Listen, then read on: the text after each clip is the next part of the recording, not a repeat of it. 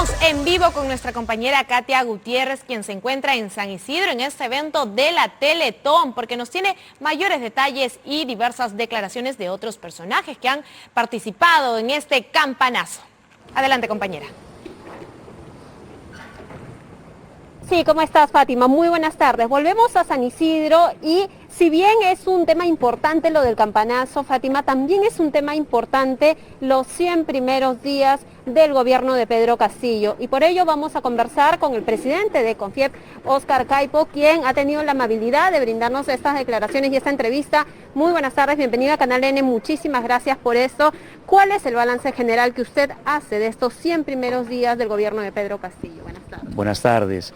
Bueno, han sido 100 días bastante erráticos, 2 gabinetes con el voto, digamos, de confianza, el primero ajustado y este aún más ajustado, pasando mucho tiempo explicando, defendiendo y manejando los cambios que han tenido que haber también en los gabinetes o en los nombramientos cuestionados con personas que no tienen la experiencia o la idoneidad para ello, ¿no? Entonces creo que hemos perdido 100 días muy valiosos en un momento muy difícil para el país, no solamente porque estamos en la pandemia, sino porque tenemos que recuperar la economía, ¿no? De tantas personas y tantas familias que están golpeadas, ¿no? Ahora, ¿tuvo oportunidad usted de escuchar la exposición de la presidenta del Consejo de Ministros el día de ayer? ¿Finalmente recibió la confianza del Congreso y del sector empresarial? ¿Recibió la confianza? Estamos preocupados, no podemos ocultarlo, ¿no? Un mensaje de retomar, porque va y viene el tema de la Asamblea Constituyente, es un tema que preocupa no solamente a los empresarios, se preocupa a una buena parte de la población, ¿no?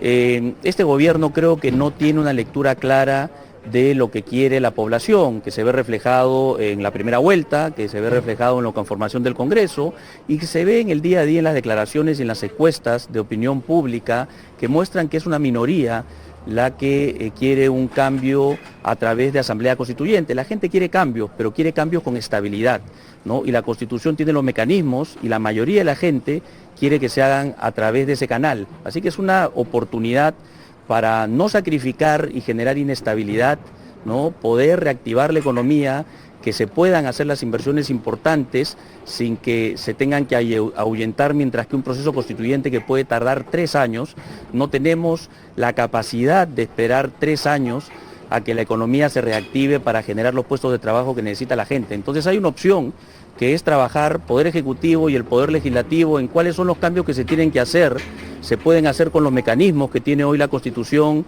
aprobarlos en el Congreso y de ahí someterlos a referéndum.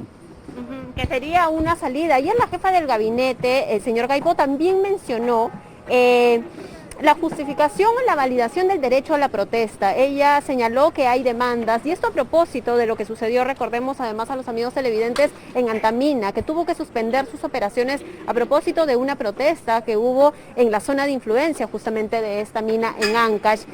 ¿Cómo ha visto usted este mensaje justamente en el tema del derecho a la protesta? Bueno, es un mensaje muy negativo y no lo compartimos, ¿no?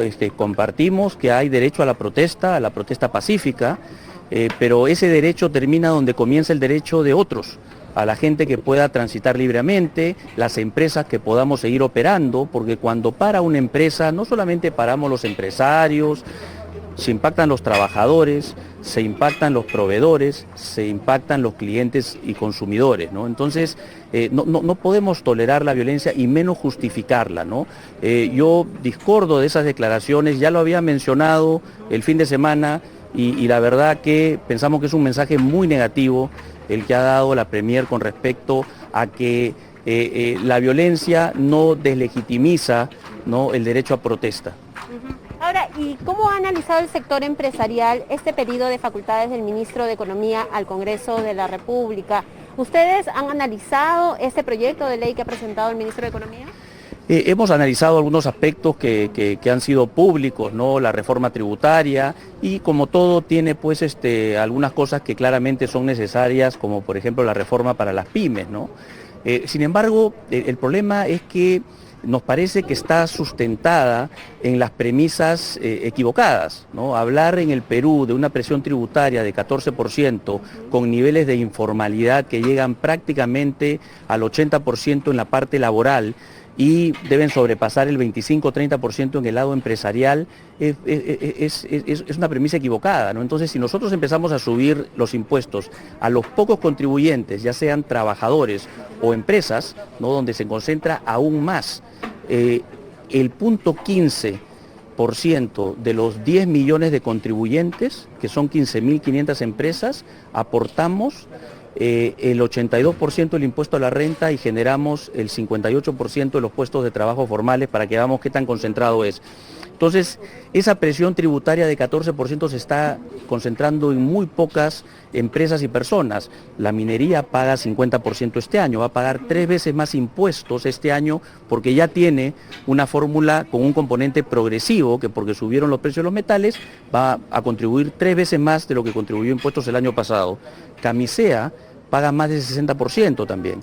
Entonces, decir de que la presión tributaria con ese número, que es un poco engañoso justificar lo que quieren hacer, pensamos que no se está enfocando en lo correcto, que es reactivar la economía, generar empleo y empleo formal, que es lo que necesita la gente. Ahora, ¿y cuál es la propuesta justamente de CONFIEP para reducir este 70% de informalidad que hay en nuestro país? Porque claro, si hay un incremento de impuestos sería al sector formal, que es el 30%, pero ¿qué pasa con el otro 70%? ¿Cuál es la propuesta para poder disminuir justamente o reducir esa tasa de informalidad? Claro, la realidad es que al tener tanta informalidad, ¿no? Inclusive más del 99% son micro, pequeñas y medianas empresas, muchas de ellas, ¿no? en el lado informal. Entonces, si nosotros subimos la presión tributaria ahora, en un momento muy difícil para el país, ¿no? Y cuando queremos formalizar, lo único que vamos a hacer es que el costo de la formalización sea más alto, ¿no? Entonces, creo que tiene que haber una propuesta que pueda generar pues, un régimen que permita transitar de una manera progresiva, pagando y contribuyendo, pero también viendo los beneficios de esa formalidad. Entonces, yo creo que eso no se puede hacer en 120 días, ¿no?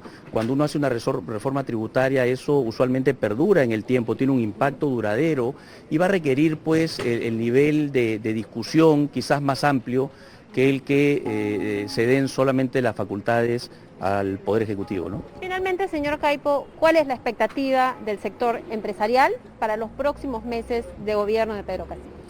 Bueno, a nosotros nos gustaría pues que en primer lugar se restablezca la confianza, que haya estabilidad, que haya paz social, de tal manera que todos podamos seguir trabajando y seguir llevando nuestra vida normalmente, y que se hagan nombramientos de personas idóneas. Hay una gran responsabilidad que tiene el gobierno de poder sacar al país adelante luego de casi 2 años de pandemia y un impacto tan fuerte tanto en vidas de personas como en lo económico. Entonces necesitamos mucha seriedad a las personas con más capacidad, ¿no? Para poderlo hacer.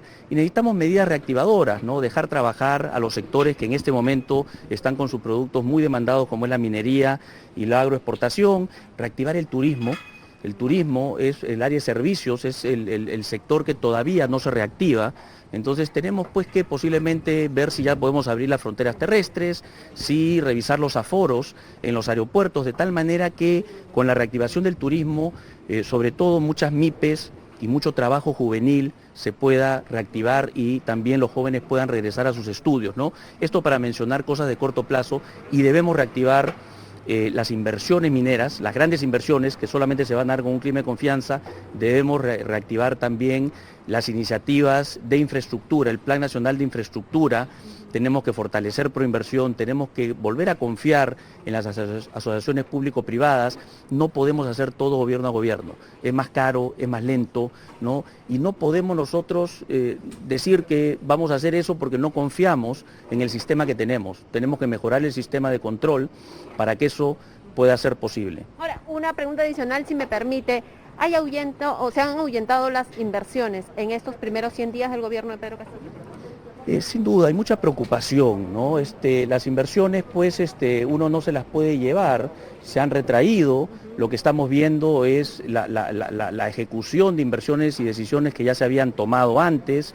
Estamos con un efecto rebote también después de haber tenido una crisis tan fuerte. Entonces, creo que el ministro Franque debe reconocer el efecto rebote y reconocer que lo que decimos los empresarios, estamos muy preocupados, y no solamente los empresarios aquí a nivel nacional.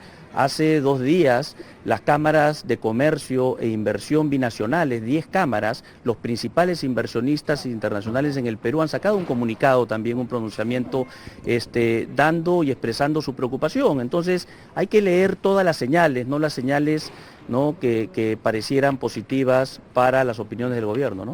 Bien, muchísimas gracias al señor Óscar Gaipo.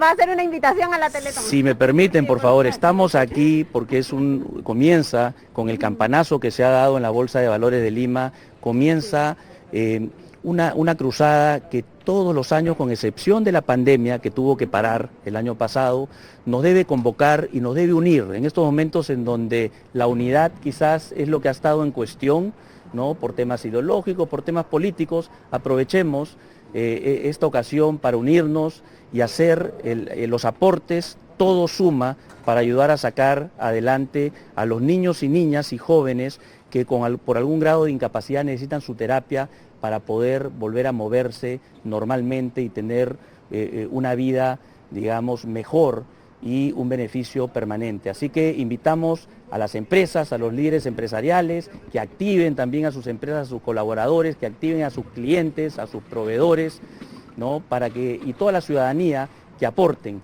¿no? Tienen los canales tradicionales, antes hablábamos de una mano en el corazón y otra en la billetera, ahora una mano con el teléfono y otra en la era digital, y donen a través de los canales digitales que están apoyando a esta noble causa.